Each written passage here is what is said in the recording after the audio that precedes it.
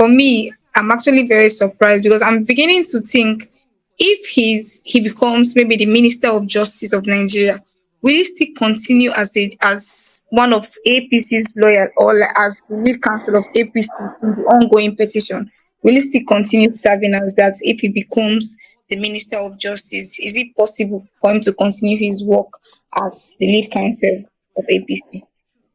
I don't think so. But I think continue as a counsel informally. It even makes it more damaging. He will continue informally because now he has access to state resources, but he has intentions that will jeopardize the neutrality and the objectivity of the judiciary. So that is what we call a compromising situation, isn't it? That's what we call a compromising situation. I feel so. These are just my thoughts, though.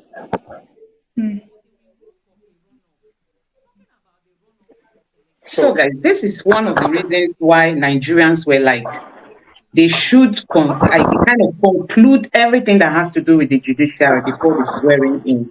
Because we know that these tendencies are always there, especially in a corrupt nation like Nigeria. You can't rule out things like this, all these influences. They will always be there. And we just pray because Peter Obi has always talked about building strong institutions that even the president will not be able to influence easily. And I just pray that opportunity will come. So talking about the judiciary, we have these lawyers that are dragging the NBA president because of a kind of one careless statement that he made as regards to what happened at the courts this other day. He has come out to say it was just two fighting. So you can imagine such a statement coming from the NBA president. And this group of lawyers have come out to condemn that statement. And they are saying that he is the weakest and the most incompetent NBA president they've ever had. Let me just bring up the clip so that we all will watch this video. For filing that application, Mecca, we are the most incompetent person to continue as NBA president for supporting DSS after desecrating the Temple of Justice and the Federal High Court. And you are saying that it was two fighting for what? Judge gave an order granting bail.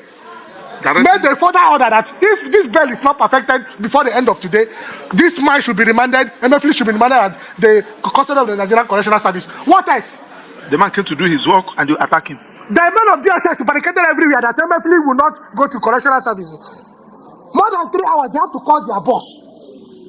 After 3 hours, their boss have to reschedule whatever he was doing to come to the Federal High Court to personally take MFL to the correctional services as was ordered by the court. And they attacked him, tore his clothes. He didn't see it on the media. We were all there live. And you said that. And you said it was two fighting. What two fights? So you mean the correctional service was fighting the DSS? There was nothing like two fighting.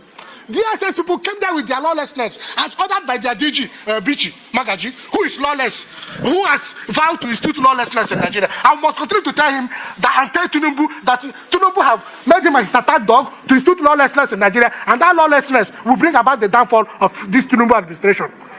Magaji instructed his men not to allow the members of personnel of the judicial service to take MFL to prison, and they threatened hellfire, cocked their gun, threatened to shoot all of us. They are saying it's still fighting. NBA president, I'm ashamed of you. We just rose from So let me stop it at that point. Dr. Tao, let me know your thoughts as regards to this video, please. Just say something because honestly, it's not looking good. Yesterday, I'm glad I picked something from what that guy just said now. I don't know his name. He said that the staff of Nigerian Correctional Services took almost hours calling their boss. So that guy that tore his uniform, which if it were to be in the police, is at the rank of Assistant Commissioner of Police, was not actually there originally. He was called because the DSS people would not let them do their job. And despite the fact that he's a senior officer, which is at the rank of Assistant Commissioner of Police, they still didn't respect him. Remember what I said yesterday, that slapping his face is an insult to the government, but tearing his uniform is a bigger, because that uniform is a symbol that is representing that institution. So what they practically did was to tell that institution, you can go to blazes, we don't care. That's to tell you the kind of disrespect we have in our system. As long as the body language of the president is in phase with your own tune, you are the boss. Okay, back to the people. These people talking here, they are wearing their gown, their regalia as lawyers. You remember that yesterday I did mention that it's probable that the NBA president is actually positioning himself on appointment. And he's proving it that, oh, look, I am working hard for you people. Because like what this gentleman said here, as a lawyer, you understand what it means that a judge has given order. Times without number, you come to the court, the case will go against you. And you still say, my lord, as you wish. A man who has grown to the level of becoming the president of all the barristers in Nigeria, you are members, because all those lawyers who were there using camera to do paparazzi, snap what was happening, and including the defense counsel to the accused, as it were, they are all members.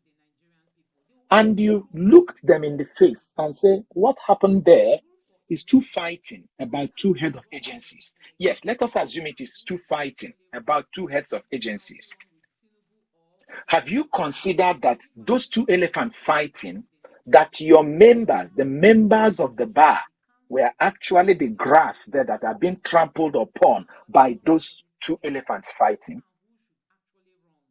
If I may say, I would ask, what is actually even the duty of the Nigerian Bar Association in strengthening our democracy, or put it specifically, in protecting that arm of the government called the judiciary? What is their duty?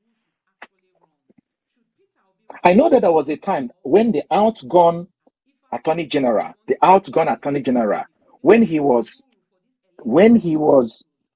allowing the DSS to invade the homes of judges at night, that was Paul Usoro, if I am not mistaken, the former NBA president. He told the courts, the lawyers, not to go to court. I mean, there has to be, the whole thing, it's making it look like, at the end of it all, the members of the bench is the target. You understand what I mean now? The lawyers are known as those on the bar. The judges are those on the bench. It's like all these things are tactically weakening the immunity of the members of the bench.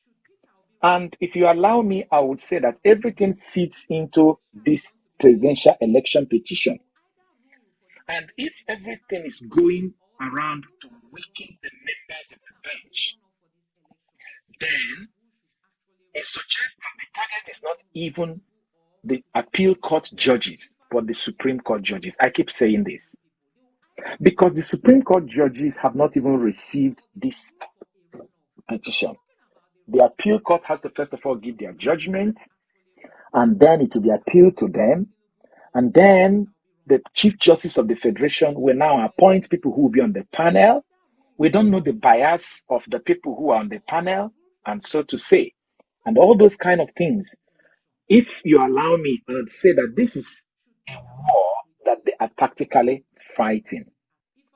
I don't know if it is from this same video clip, but I think I saw another video from this same source where one of them were saying that they called the NBA president while this thing was happening, that he's aware of what was happening in the court, and he didn't do anything. And when he decided to do something, he said it was too fighting.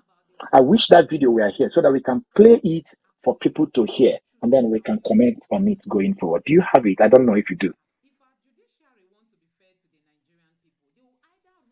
I can't hear you. I don't. I had to cut it off so that it would be short. But I didn't want to put, Okay, but was it on this same video clip?